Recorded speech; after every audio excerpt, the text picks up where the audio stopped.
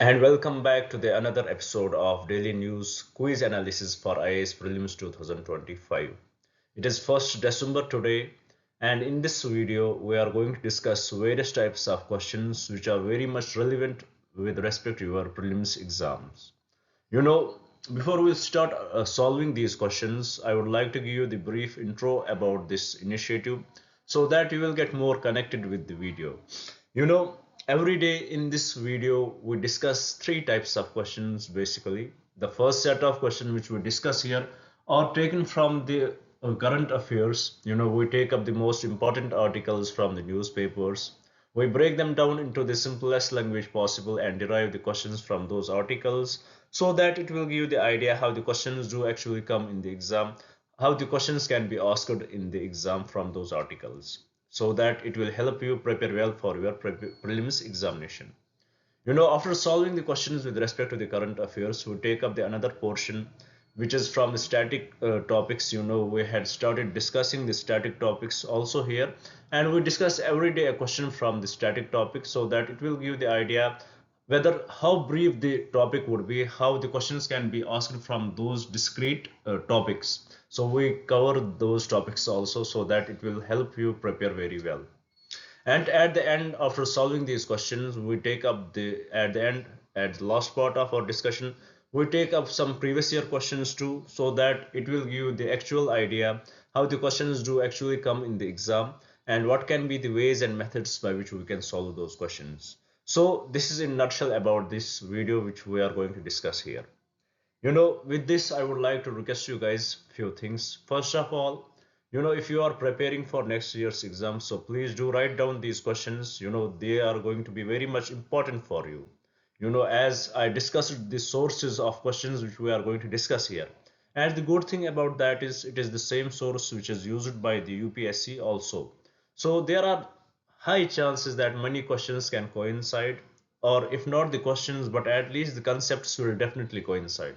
So being on the safer side, I would like to request you guys, please do note down these questions, keep these questions with you. You know, when your exams would be near, you would just revise these questions. These will help you in many ways. It will help you in revising the current affairs. It will help you boost your confidence before entering the exam hall. And who knows, maybe a question one or two, maybe many questions could be asked directly, or at least the statements can be asked in the exam.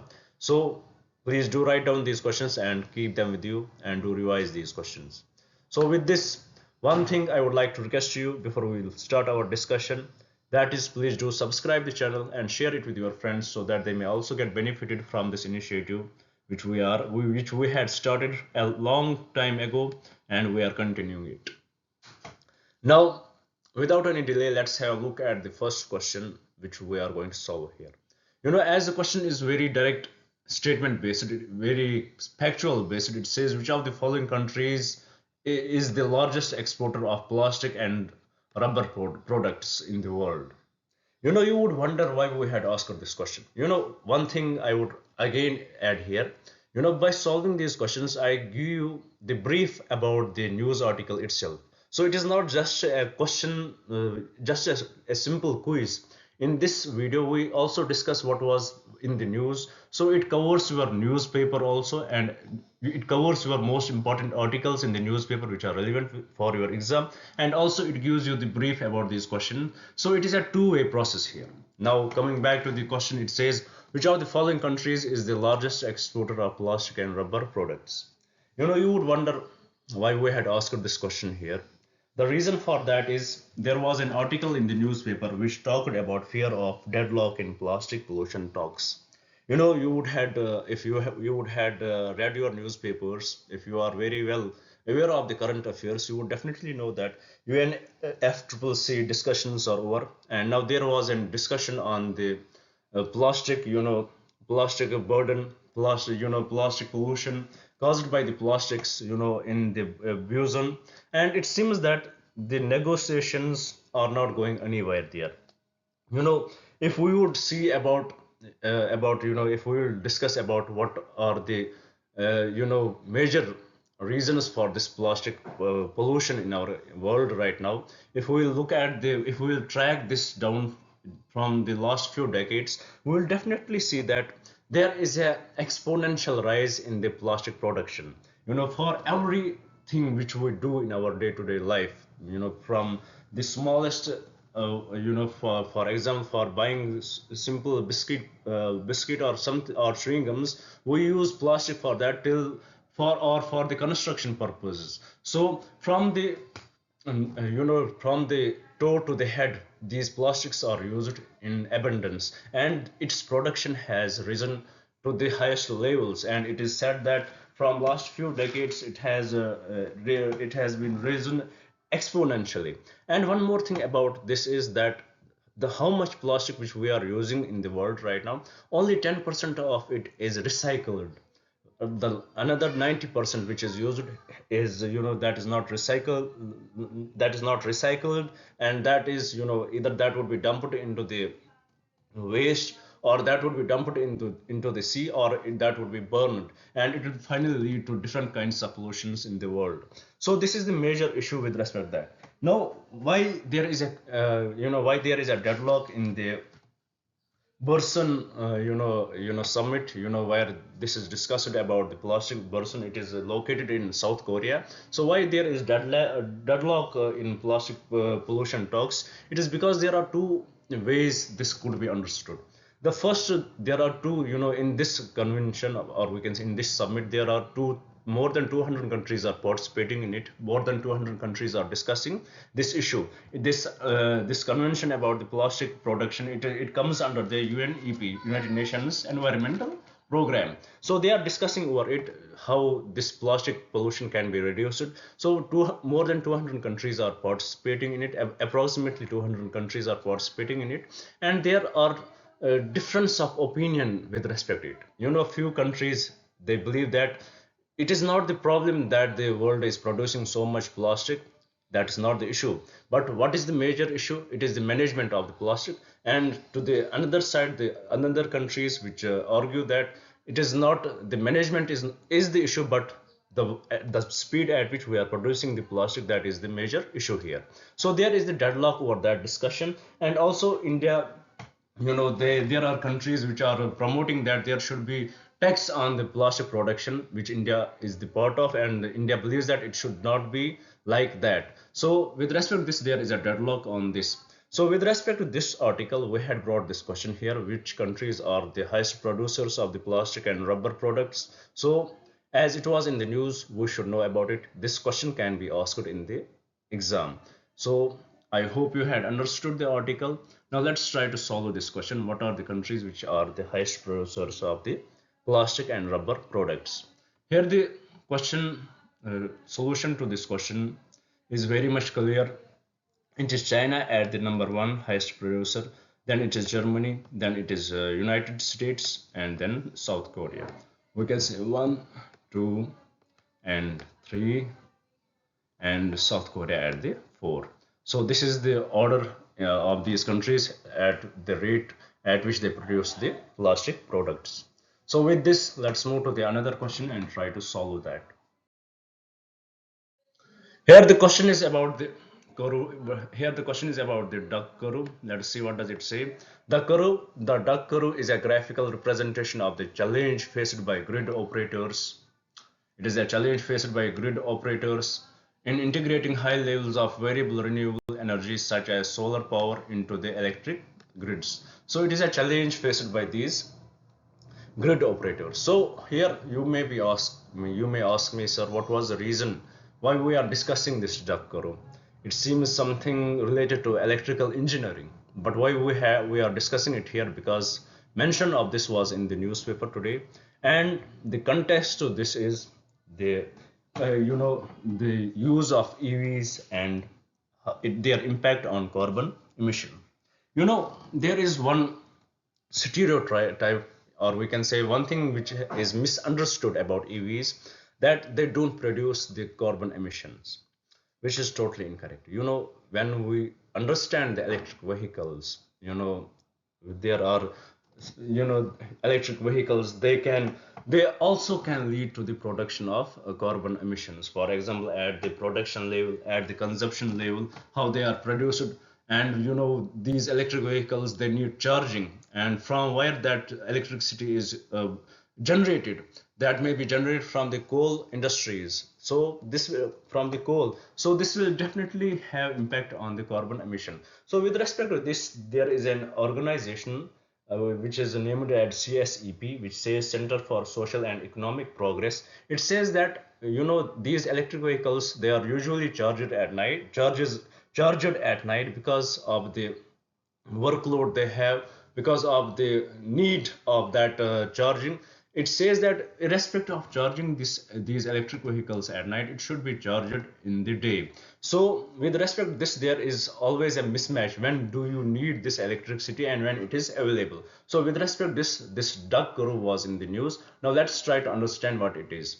So let's I hope you had understood the context of this news. Now let's try to solve this question. It says, which of the following best describes the duck curve problem? The first thing it says, it refers to the rapid decline in energy demand during peak solar generation hours. No, nothing to do with that. Second, it represents the mismatch between the electricity demand and solar power generation throughout the day. This is 100% correct. It is the mismatch. When there is high demand at that time, this electricity generation would be low. When the electricity generation is high in the day, at that time we don't tend to charge our electric vehicles. So the demand of this electricity is very low. So this is the mismatch between the electricity demand and the solar power generation. So with respect to this question, the correct statement is option B. So with this, I hope you had understood this issue of duck curve and also the context of this news article here. Now with this, let's move to the another question and try to solve it.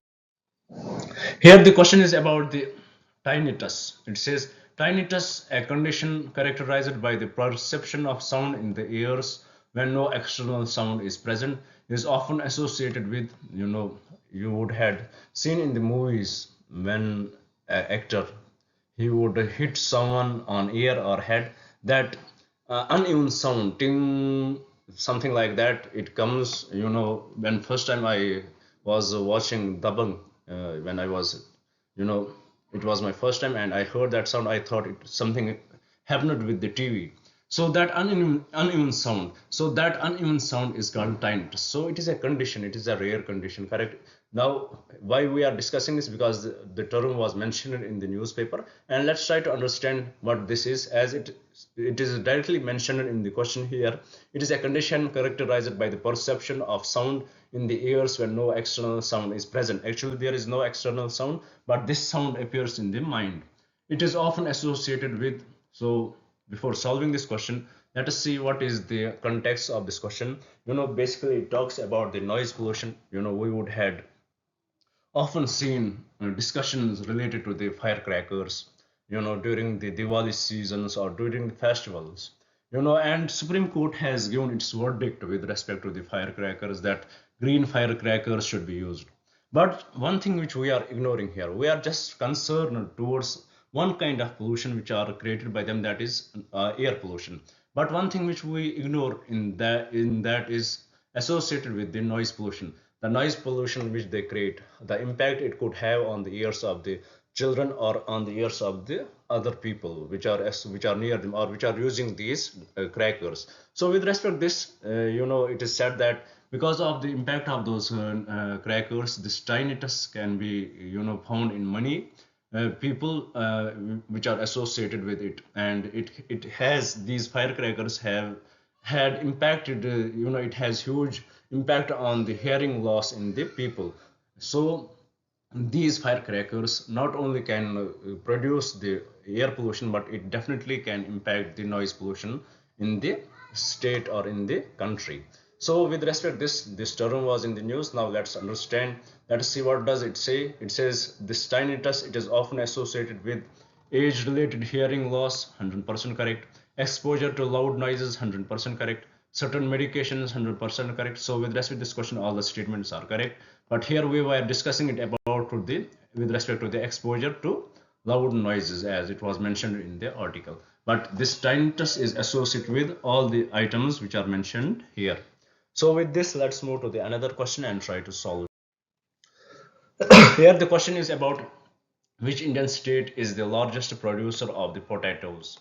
You would wonder why we had brought this question here directly, because there is an issue going on between the Odisha government and the West Bengal government, and the Odisha government is framing that West Bengal is because of its political motives, they are not, sending their, or they are not trading their potatoes with Odisha.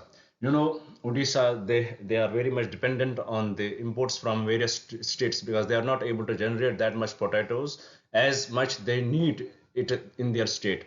And with respect to the West Bengal, it is one of the largest potato producer state in our country.